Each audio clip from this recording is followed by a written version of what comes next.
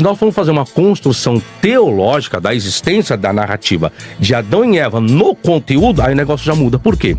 Porque nós temos outros contos, outros relatos que antecedem o relato bíblico da criação de Adão e Eva, trazendo a mesma proposta como os escritores bíblicos, que origina-se de uma parte da divindade, que é o fôlego da vida que se dá, e o homem do pó da terra.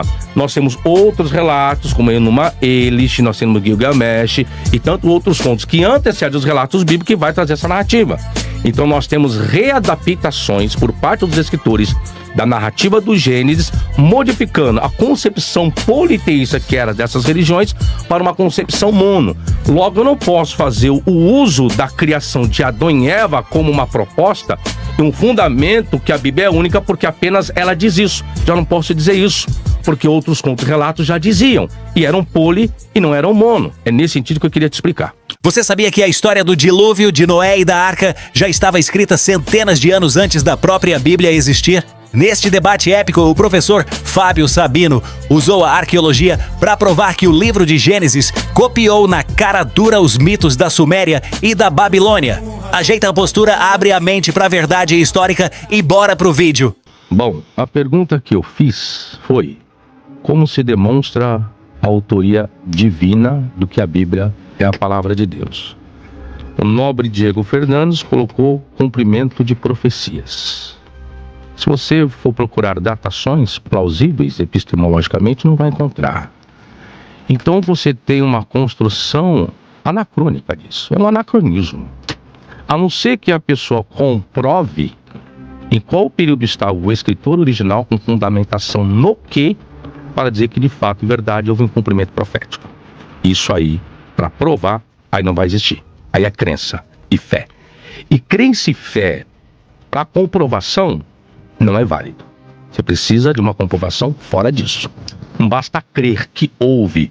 Está escrito aqui em Isaías, houve cumprimento aqui no período babilônico, por Nabucodonosor. Tá? Você tem um documento que possa comprovar que a profecia estava escrita antes desse período e que não foi reformulada posteriormente? Ninguém pode provar isso. Esse é um dos problemas mais existentes que tem. O Mirra colocou que se demonstra a autoria divina. Um exemplo que ele deu foi a construção do tabernáculo.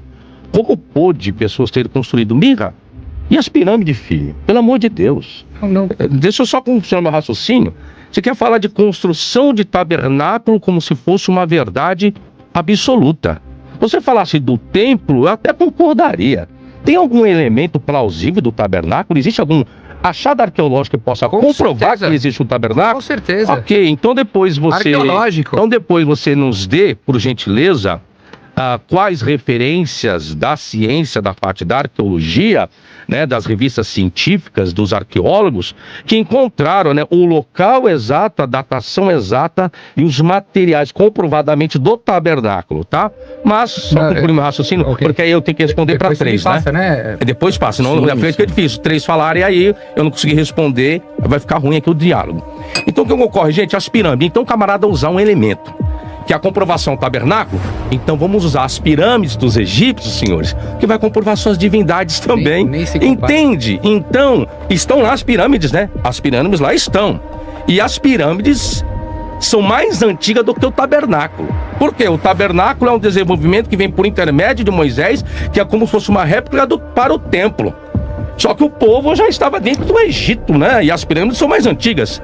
Aí acho que cronologicamente não ficou muito bacana essa alusão do Mirra. Mirra tem que tomar cuidado em querer trazer uma construção com uma comprovação. O bispo, infelizmente, é o que eu menos terei que responder, porque é um camarada que espiritualiza tudo. Respeito, porque é um bispo, é a crença e a fé. Aí a única coisa que vai falar é sempre a mesma coisa repetida. Bereshit bara Elohim Reshmei Mitharat Virhar Haitatu Vavu Reshekal Penel Veru Elohim Yarafetal Penel. Então, pelo amor de Deus. Então o camarada vai ficar sempre aquela repetição, sempre a mesma ladainha e a mesma coisa e não sai disso. E não respondeu minha pergunta. Como se demonstra a autoria divina da Bíblia? Novamente, a autoria divina não é diretamente observável nos manuscritos. É outro problema. Se a Bíblia é a palavra de Deus, uma pergunta vos faço para os três. Qual que é a palavra de Deus? É o Códice Sinaítico, Códice Vaticano, Efraimita, claramontanos, sangalenses, e para o Mirra, eu pergunto, Mirra, qual é a Bíblia, a palavra de Deus? É o texto Leningrado B19, OR 445, texto maçorético, Septuaginta, Pentateuco Samaritano. Isso vai ser pior para quem defende o Novo Testamento. Aí o debate vai ser com quem defende o Novo Testamento é bom. Mas aí o debate vai mudar de rumo, porque aí vai Por ser com quê? eles. Para você falar de Bíblia, olha só, gente, olha o exemplo que o Diego até usou de Adão. Se a Bíblia é a palavra de Deus, a pergunta é: a construção da Bíblia, o documento que vocês têm em mãos, teria que ser desde quando? Desde quando?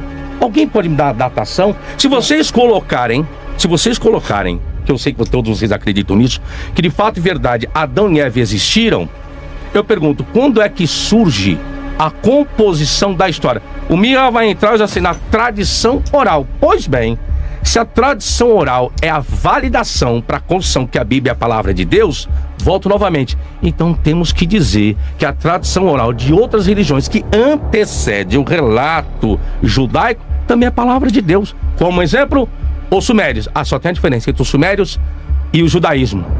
É que a escrita dos sumérios, a história da religião dos sumérios, dentro dos seus achados arqueológicos, antecede qualquer registro a respeito da Bíblia. Como você me explica isso, Mirra? E a pergunta que eu fiz para os demais. O que o professor Fábio Sabino fez com os pastores que estavam no estúdio da rádio foi um massacre intelectual sem precedentes. Os caras ficaram estáticos, com cara de paisagem, sem ter para onde correr enquanto o Sabino desfilava achados arqueológicos do Museu Britânico na cara deles. O pastor brasileiro está acostumado a gritar no microfone da igreja para uma plateia leiga que aceita qualquer historinha de Deus falou comigo.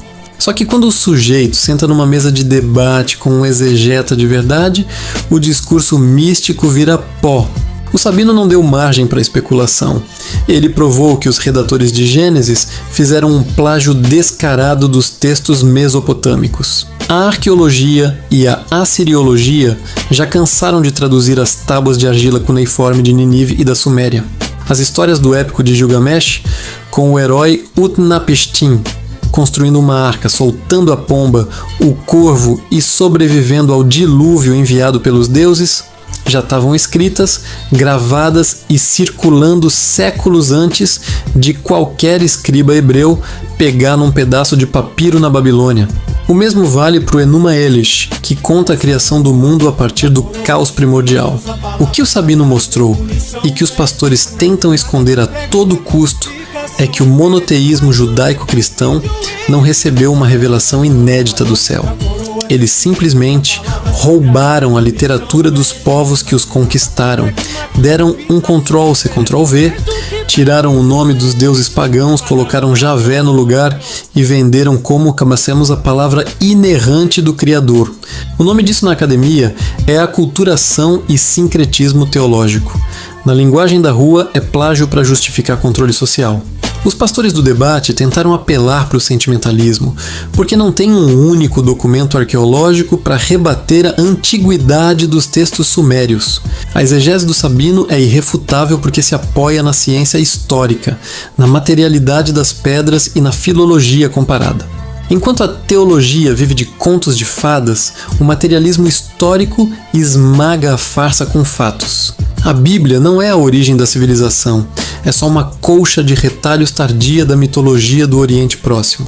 Se você quer ver os pastores sendo desmascarados com ciência e deitar a teologia no chão com a verdade secular, esmaga o botão do like. Se inscreve no canal, ativa o sininho e compartilha esse vídeo para expor a origem humana e plagiada da religião. Viva a arqueologia, viva a razão e até o próximo corte, família. Valeu!